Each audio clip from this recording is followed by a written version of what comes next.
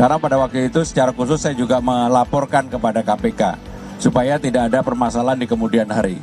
Saudara-saudara sekalian, untuk biaya pembongkarannya sendiri sebenarnya 254 juta. Saya hari ini bersama dengan Bang Yos, Bapak Sutioso, dengan Kajati, Bapak Wagub, dan juga dari KPK, Pak Baktiar, melakukan penataan Jalan Rasuna Said yang dimulai dengan memotong tiang monorel yang sudah 21 menginjak 22 tahun.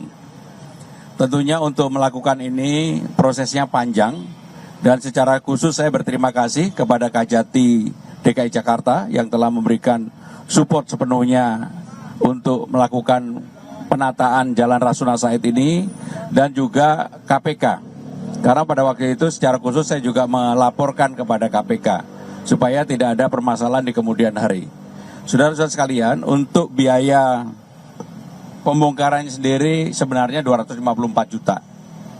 Kemudian untuk penataan secara keseluruhan, nanti ada jalan, ada selokan, ada taman, kemudian ada pedestrian, diperkirakan 102 miliar rupiah. Sehingga sekaligus saya ingin meluruskan bahwa yang 100 miliar itu bukan motongnya hanya 254 juta rupiah. Ada 109 tiang monorel sampai dengan ujung Jalan Rasuna Said, semuanya akan ditata rapi, dan saya meyakini ini akan membuat Jalan Rasuna Said menjadi jalan yang semakin baik, dan mudah-mudahan kemacetan juga akan berkurang. Dan secara khusus saya juga ingin berterima kasih kepada Bang Yos. Terus terang pemancangan ini di era Bang Yos, tetapi beliau sangat terganggu tidak terselesaikannya kegiatan ini. Bukan Bang Yos tidak mau menyelesaikan, karena memang Bang Yos sudah berakhir tugasnya, tidak dilanjutkan, berganti kebijakan.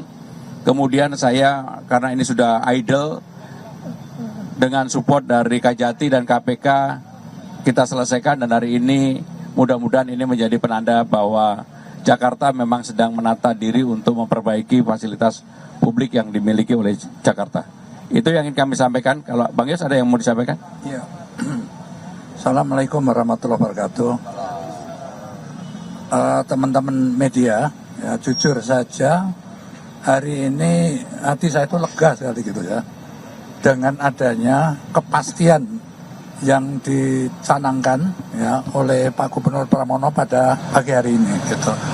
Jadi cerita singkatnya begini ya. Pada tahun 2003 saya mulai memikirkan bagaimana menanggulangi kemacetan Jakarta.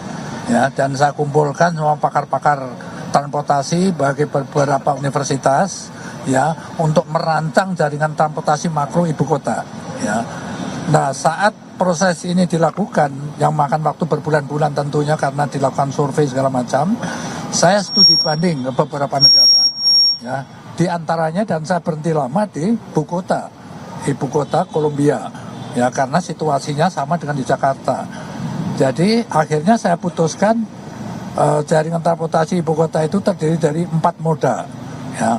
Moda yang paling besar ada MRT bawah tanah ya, terus ada monorail di atas, ada busway 15 koridor di bawah, dan ada alternatif namanya waterway.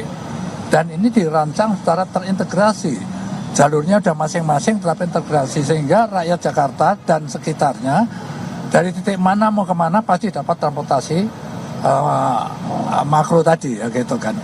Nah, saya mulai yang tidak perlu investor ya, karena saat itu kondisi sosial ekonomi kita belum mapan akibat kerusuhan Mei tahun 98. Itu akibatnya amat panjang, terutama kepercayaan investor terhadap Indonesia, lebih khusus lagi Jakarta. Tetapi rencana yang dibuat oleh pakar transportasi tadi yang saya yakini menyelesaikan masalah untuk jangka panjang, kalau tidak pernah saya mulai, sampai hari raya kuda juga nggak jadi-jadi gitu. Jadi saya tanya kepada tim itu, ini moda apa yang nggak perlu investor? Dijawab jelas busway Pak gitu. Oleh karena itu saya mulai dengan busway. Nah, untuk mengejar kecepatan menanggulangi kemacetan ini, secara paralel kita bangun juga monorail gitu kan. Itu juga yang dibangun di mana itu tadi? Di ibu kota, juga di Manila, yang saya lihat juga di Bangkok gitu kan. Nah, oleh karena itu 2004 supaya cepat bisa kita selesaikan dicanangkan oleh Presiden Megawati. Artinya saat dicanangkan Presiden itu berarti segala sesuatunya itu sudah ada gitu. Rencananya jelas, investornya juga ada dari Cina gitu. Tapi saya harus berhenti tahun 2007 kan. Nah, terus akibatnya saya tidak tahu, terus mangkrak jadi besi tua seperti ini, dan tahun 2014 monorail ini diganti dengan LRT yang tidak ada rencana sebelumnya. Tentu gubernur waktu itu punya alasan yang saya tidak tahu, ya. Nah, sejak itulah mangkrak total ini, dari besi tua jadi barang seperti ini yang merusak estetika kota gitu. Nah, dalam kondisi seperti itu yang dikatakan udah puluhan tahun mangkrak dan jadi besi tua itu, harus ada satu keputusan yang jelas gitu, kepastian. Hanya ada dua pilihan, lanjutkan atau bongkar. Nah, itu saya kira sudah ditawarkan oleh Gubernur Pramono. Tidak bisa melanjutkan, harus dibongkar. Itu pilihan yang paling buruk, tetapi harus kita lakukan itu. Ya, dan saya sekali lagi secara pribadi saya terima kasih. Mudah-mudahan kalau saya lewat ini nggak sakit mata lagi. Satu saat yang selama terus terpikir gini, aduh, ya sedih aja ya. Itu kan aku mulai itu jadinya kayak begini. Ya, kepastian itulah yang diberikan oleh Gubernur Pramono, dan itu adalah keputusan yang paling tepat. Seenak apapun mengeluarkan biaya harus kita lakukan. Dan saya terima kasih juga pada pendamping-pendamping gubernur, ya, Pak Wagub, Pak Kajati, juga KPK yang sudah, ini berarti tidak ada masalah lagi ya.